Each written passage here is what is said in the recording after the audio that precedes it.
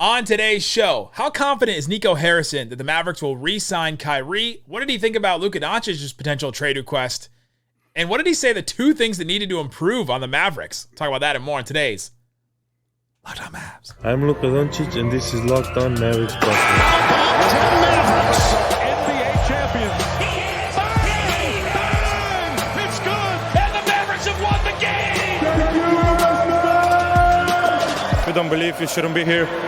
Loyalty never fades away.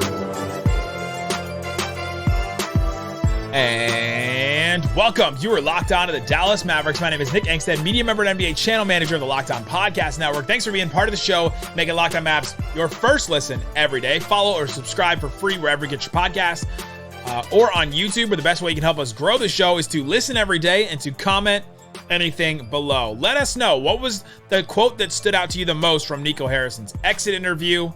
Let us know in the YouTube comments.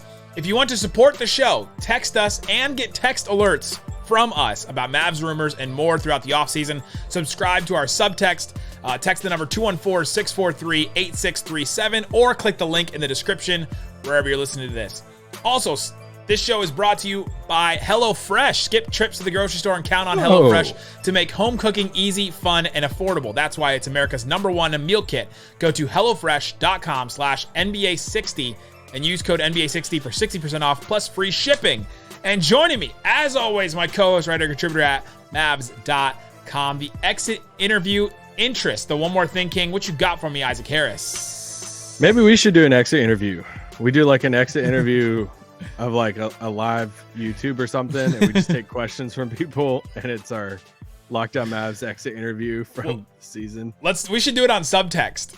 If you wanna, we'll do an exit interview. Text us a question on subtext that you would ask us in an exit interview from the season, and then we'll answer them. We'll definitely do mailbags and stuff off subtext too. That'll be fun. Yeah. But yeah, today we're gonna get into Nico Harrison's exit interview. The end of the Dallas Mavericks season is here. It's done. It's over, which is weird. Playing games are being played as we're recording this, literally. And the Mavericks are done. But he said a lot of things about Kyrie Irving, about Luka Doncic. He said two things the Mavericks need to improve. Yep. He may have said them last year too. And then we'll go back and forth and talk about the other quotes that stood out. But let's start here. I think maybe the biggest quote that stood out, which is just like the obvious one. We'll do this one to start. He said, quote, "This year was not acceptable." He also said, the fans should be frustrated. I'm frustrated, and this year was not acceptable. Disappointment. Talked about it being a disappointment, and sitting there listening to him, being in the room, you could hear how disappointed he was, and like how frustrated he was with this season, and how like, hey, it wasn't good enough. Like that didn't work. The stuff that we tried didn't work. Christian Wood didn't work. JaVale didn't work. Like he said a bunch of different ways that those two guys basically didn't work. The two big additions that they made did not work at all, and that they have to step up their game. And I felt that sense of urgency from him that I wanted to hear from Jason Kidd all season and never did. But I really felt it from Nico Harrison in this. Yeah, I mean, there's nothing else more he can really say, right? I mean, there's literally nothing. Disagree because I've heard Jason Kidd all season say completely Jason other Kidd, things. not Nico. But I'm saying though, he could take that approach where it's like, he could take the push the blame approach where it was like, these guys, like we brought him in here to be one thing and they didn't work. Well, our star's got to be better. He's got to be a leader. He could have done something like that and he didn't. But him categorizing. That was a really good categorizing. Yeah, there you go. We don't really pronounce the T in English, do we? Categorizing. We just kind of like skip it a little bit. We have the cat. Yeah. I didn't mean T's in general. I meant in that specific word. Oh, okay. So anyway, Nico, I loved his honesty today. I'll say that. Clip that one. No. I loved how honest he was with some things, with some players, about the supporting cast.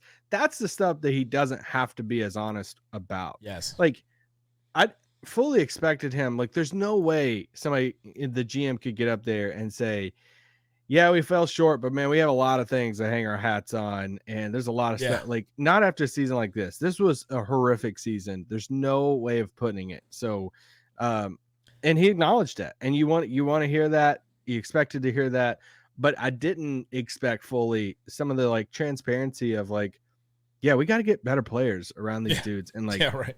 And even like different types of players. Like, we got to get better IQ players. Even the little, I mean, we'll talk about the little shots at Christian Wood at times and in his quotes, but yeah, I mean, he was really honest, and I appreciate that. The big thing, though, is that he talked about Kyrie and the optimism around, can the Mavericks re-sign Kyrie?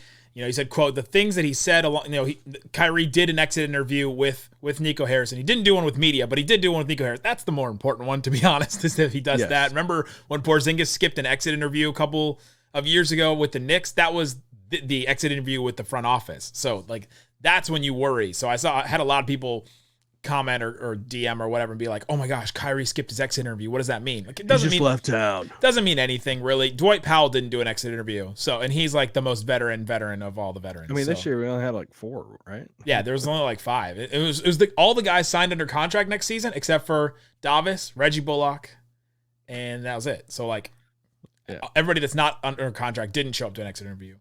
But so he talked about the optimism. He had an exit interview with Kyrie Irving and said, you know, the things that he said along the way, how he feels here, how he feels appreciated, how he feels accepted and allowed to be himself.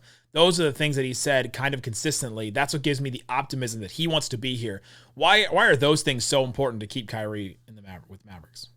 Well, I mean, yeah, I mean, I don't think we have to really list out all the things in Brooklyn that, you know, Kyrie, how he feels about things, and trying to think of the nicest, you know, the like most politically correct way of saying this.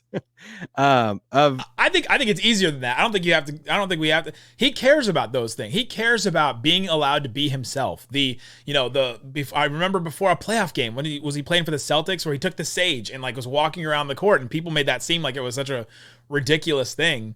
And all his stuff about Brooklyn was about the business side and like his relationship with that and like everything. He really, the vaccine too. Yeah, sure. Obviously. Yeah, definitely. Yeah. But like I feel like there was more things than that that he was frustrated with Brooklyn, because he came in there as like the second fiddle. He came in there as the, buy one, get one free of the different product that you didn't, when you buy a product sometimes and you get the free sample of something else on it. He felt like he was treated like that when KD was the actual product that you bought. And he comes to Dallas, we talked about when they first brought him in that he should feel like the main product that they bought, because they needed him and they were desperate to get him and they brought him in. And so here they are. And I don't think any other organization is going to treat him like that, to be honest. Yeah, and it's the relationships part. That's why they were so confident when they traded for him. That's why they wanted to trade for him outside of his talents. Is, hey, we have the relationships with Nico Harrison, Nike Days, and Jason Kidd. We've heard all the stuff. Okay, but that's what they're holding on to now too. Is, hey, like, because of these relationships, Kyrie feels comfortable in Dallas, and because of all the things that he's expressed to us about his comfort here and all of that. That's why there's an optimism from Nico Harrison that, yeah, he's going to be back. He even had that line of like when he was asked about making the trade midseason, he kind of compared it to the Porzingis trade a little bit. And he's like, well, we were rolling before the Porzingis trade and we just kept on rolling. And he's like, we weren't playing very well before the Kyrie trade. He said, I didn't think it was going to, be the one-stop fix all everything. But he did have the line after that made me laugh out loud. Whenever he was like, I figured it couldn't be worse than what it was. I was like, well. Oh yeah, I was waiting for him in the room to be like, but it was. But at the end of that, he said, we made the trade for the long term. Yes. And of course, you need to say that, but like I think they really did. And it's like, you're not going to make this trade if you don't want to sign him long term.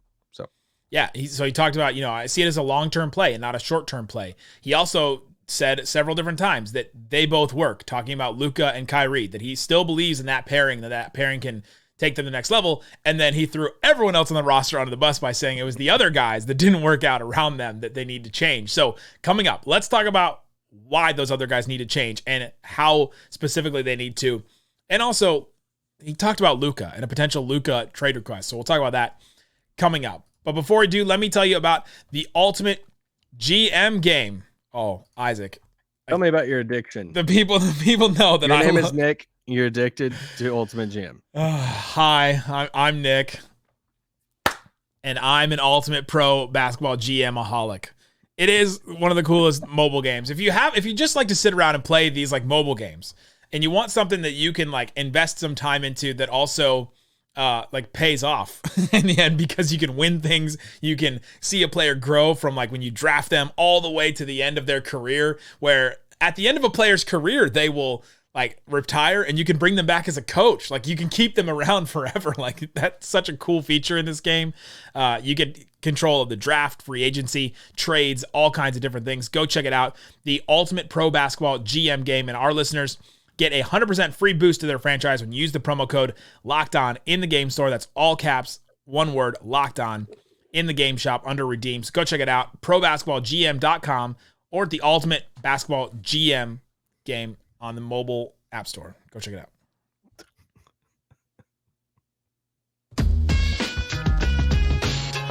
All right, Isaac Harris. Let's talk more about Nico Harrison. His exit interview at the Dallas Mavericks season is over. And he had to answer a couple questions about Luka Doncic, because of course he did. Because Tim McMahon had the report a couple days ago that the Mavericks fear that in 2024, Luka Doncic, if things don't turn around, could request a trade. He was asked about this in several different forms and fashions. And he said, one of his answers was, quote, this: "I don't go to sleep at night worried about, is Luka going to be a Maverick? Our job is to keep Luka happy and to surround him with the players that allow him to win." He also answered another question in a similar vein this way: "I don't know what keeping Luka happy means. If we win and he's not happy, then I don't know what to do." He's basically simplifying it, saying, hey, we didn't win this year. I don't blame Luka for not being happy. But if we still win, and like my goal is just to make sure that we win, and I believe, as Nico Harrison, that will make Luka happy and make him stay. And that's all I can do about it. Yeah, and he said, Luka has said that he wants to be a Maverick, and it's their job to surround him with talent. So he said, I'll take Luka at his word when he talked the other day and said, hey, I'm happy here. Fans shouldn't worry. Yeah, and that's the thing. I mean, even going back to what we said a while ago about him talking about him and Kyrie fitting together on the basketball court, it's all about the pieces around them. And whether it's Jason Kidd, whether it's Nico Harrison today, it's very clear. I mean, they're rolling it out there with the expectations right now. There's going to be some roster overhaul this summer, and if there's not, it's going to be question day one of training camp of like, all right, you said all this stuff. So they're laying the groundwork for the expectation of there's going to be some big changes for the pieces around those two guys. They absolutely are. But he also, when talking about Luka, he also was asked about how can Luka improve. Yeah, he started to answer it, and then he was like, "Well, let me just say this: Luka's an incredible basketball player." And I started laughing. I was like, even media people do that now, where you're like, you think about the backlash of like, okay, if I only say this, right? Like you hear it from the Zach Lowe's and the Ryan Russell, like the big media personalities that know that you'll get some backlash if you only say a negative thing about a player, right? You have to say. You have to couch it with a positive that you believe, and then also a negative, like something that they need to improve that's a criticism. You get that text from someone in the front office, and he's like, "Oh crap!" Yeah, or an agent. It's probably an agent now, or an agent. Yeah, but he said, he's like, "Hey, Luka's got to improve. He's got to play both sides of the ball." Yeah, and for as much as we praised Luka's defense last year, this is me saying this, not Nico. For as much as Nick and I myself praised Luka's defense last year, I would say it took a step back this year, to say the least. He also said that Luka needs to grow as a leader, but it's more of his maturity as he goes along in age that, as players like him, get more experience under their belt. He even talked about his own leadership, leading teams in his professional career, business career, and all that stuff. But just him kind of identifying those two for Luka, his leadership and playing on both sides of the ball for rooms of improvement. Yeah, that was big. The other big thing that's coming out of this is that Nico Harrison said there's two things that need to get better. Defense, period. That's what he said. Not even just like rim protection or paint defense or anything. He said defense, period, and rebounding. And then he said, quote, "That's going to be addressed." Not, hey, we'll look into it or we'll try. He said, that's going to be addressed. And that was so definitive. And he said it so many different times. But Landon Thomas was the one that asked about that question, what needs to improve. And then Nico Harrison said defense and rebounding. And he responded, hey, you said that last year, and I completely agree with that. So I went back and listened to Nico Harrison last year, and he said, quote, "We lost some games on the boards. We need to get somebody that can help us on the rebounds and be a rim protector." So yeah, he basically did say that last year, that they need to improve in these areas. And then later, Nico Harrison admitted, hey, we tried some stuff. I was gonna say, but he tried it. It's okay. I mean, I don't see the problem with him saying it two times in a row. If it'd be different if they didn't try anything new. Well, it'd be different if he didn't admit it, right? We're talking when at the top of the show, we talked about, hey, he came and took it on the chin, right? He took their failures and said, hey, this is leadership, and I'm taking blame for this, basically. And yeah, they tried and it didn't work, and he's admitting that it didn't work, and he's saying that we need to get better at it. You know what this quote tells me, and I could be completely wrong in this, that rebounding matters. Okay, rebounding does matter. It does matter. Is what this tells me is they're going to make a heavier commitment to it financially this offseason. That they tried to look at it and say, hey, we're going to have like the bullpen approach to a JaVale, like signing JaVale to a smaller contract, $5-6 million. Let's take the swing out of Christian Wood and all this. What this tells me is, all right, they're going to go into this offseason like with this as a priority to get somebody in there that's like locked in a couple years on their contract, maybe a long-term contract, somebody that you're not questioning that, oh, that's our starter, somebody that will, there's a financial investment into that, aka Rudy Gobert. Anyway, let's keep on going.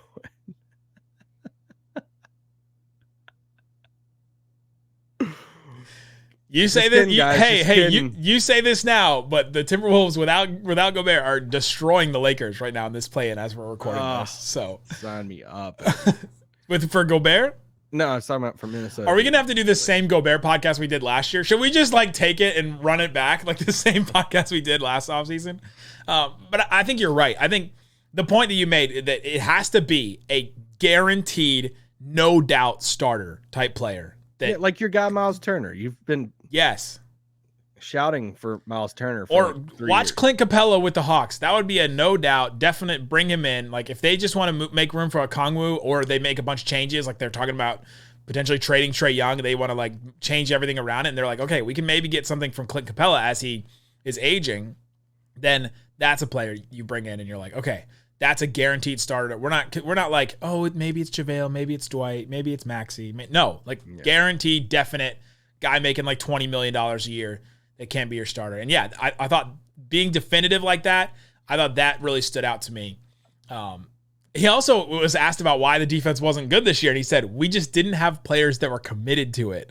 Yeah. And that was one of several Christian Wood, other types of players like he threw under the bus basically.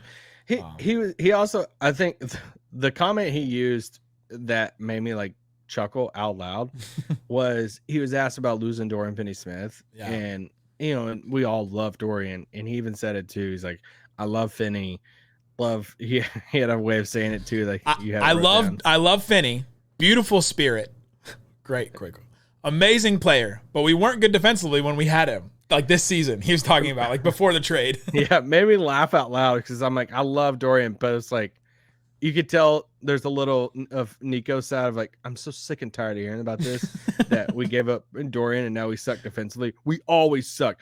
Because he even had this line. I wrote this down in my notes. He had this line of when he knew that they were bad defensively. He's like, yeah, it was December. We knew. I wrote down like, what did we do? Like what if you knew in December?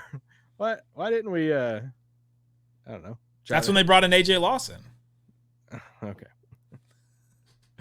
Yeah, but that was the big thing, is that the two things they need to improve are defense and rebounding. That's going to be addressed. He was very definitive on that. So we're going to focus on that all offseason. Hey, guess what? Defense and rebounding is easier to get than a star player. So that's what we were focused on last year. All offseason was a star player. And so I think it's more they have more of a capability to address this than they did. And they have more assets than they did last season too. Yeah. They got picks to trade. You have, Josh Green, you have Hardy, you have some guys with contracts that are not good but not terrible. Like Tim Hardaway's is descending and only 1 year left after next season. Davis is a non-guaranteed. You could have some space if Reggie and Christian Wood and Dwight all leave, all that kind of stuff. So Reggie's not guaranteed. They got some things to do. So I believe they can address this, and we'll talk about tons of different ways. We'll do a pod on that, right? Yeah, I think we should do a pod on it. Oh, they're discussing the podcast. Coming up, we'll discuss more on this podcast about other quotes that stood out to us. Let's go back and forth and say other quotes that stood out to us from Nico Harris. We'll talk about that coming up. But before we do, let me tell you about FanDuel. FanDuel is the number one sports book, and you're going to want to check it out for the play-in. Right now, they have live odds right now for Minnesota and Lakers. That's pretty fun. But Oklahoma City and the Pelicans, who do you think is favored in that game, and what's the spread? Guess the line. Oh, it's Pelicans by 6. 5.5 Pelicans. Oh, you almost nailed that one. But yeah, the home teams are getting a lot of love here. The Sixers Nets, game 1. Sixers at home. Guess the line, FanDuel. 10? 8.5. Minus 8.5 for the Sixers. I think I would take that one. If I'm looking at one, like the Hawks are an 8-point underdog against the Celtics, and the Nets are an 8.5-point underdog against the Sixers. Like, I'm taking that Sixers spread because that team's coming in there. I don't think that Nick Claxton is going to be able to handle Joel Embiid very much.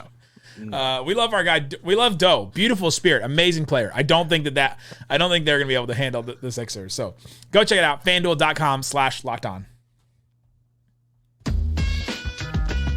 All right, Isaac Harris. Thanks, everybody, for hanging out with us. If you listen every day, you're part of the Raccoon Squad. If you want to be further part of the Raccoon Squad, subscribe to our subtext. Click at the link in the description below. You can text us. You'll get text alerts from us. We were talking to some people today about Nico Harrison's exit interview. Had some great conversations with some people on there. So join that, and you get to text us directly. All right, let's start. What was a quote that stood out to you from Nico Harrison? Let's just go back and forth. Ooh. Let's do the Christian Wood quote. So he was asked about Christian Wood. He said Christian Wood was efficient. He said offensively he's amazing, efficient scorer. Then he had the quote later on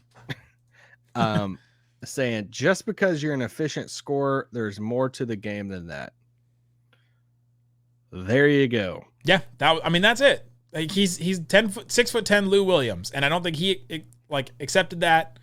But the Mavericks used him as that all season.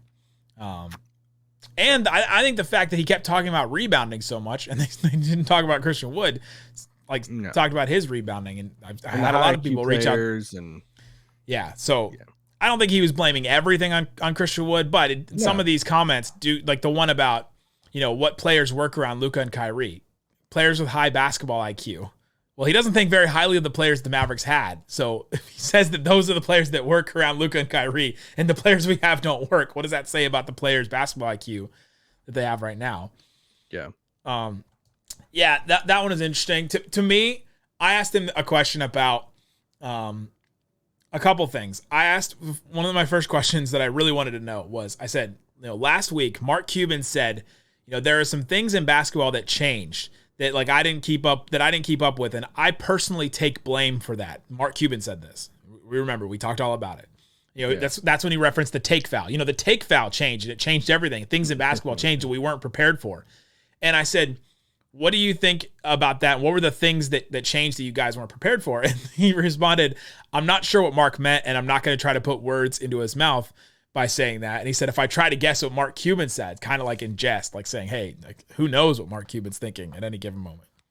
And then I followed up by, okay, well, what do you think about, Cuban saying, I personally take blame? When Cuban said he personally takes blame.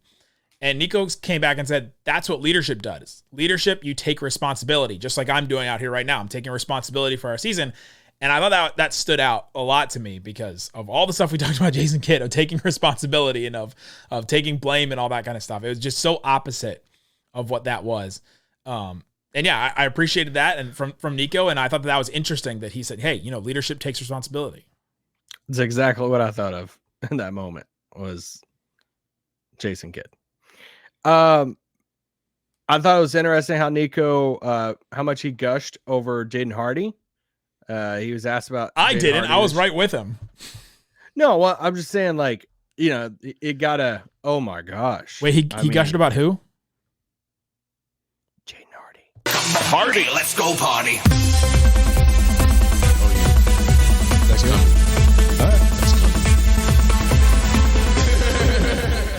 right. We got to pull that out every once in a while because we won't be able to see him play until Summer League.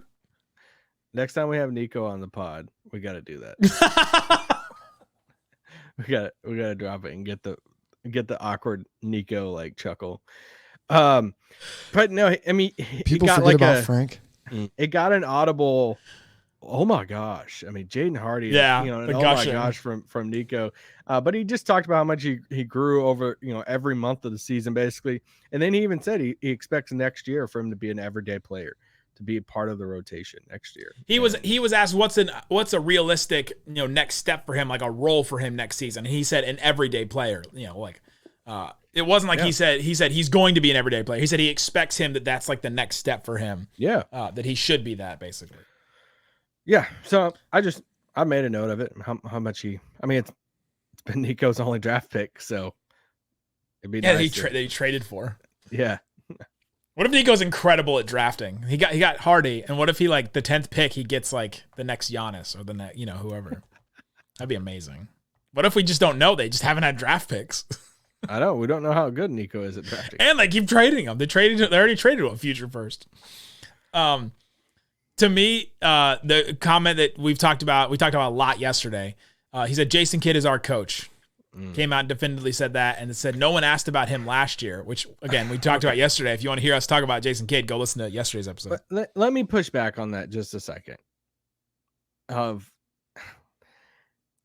There's a reason why no one asked about that last year, right? Oh, yeah. You did good. That's like, I just don't understand it. It'd be like me cheating on my wife right now and being like, hey, you didn't ask me last year about our marriage, but you didn't ask me last year, right?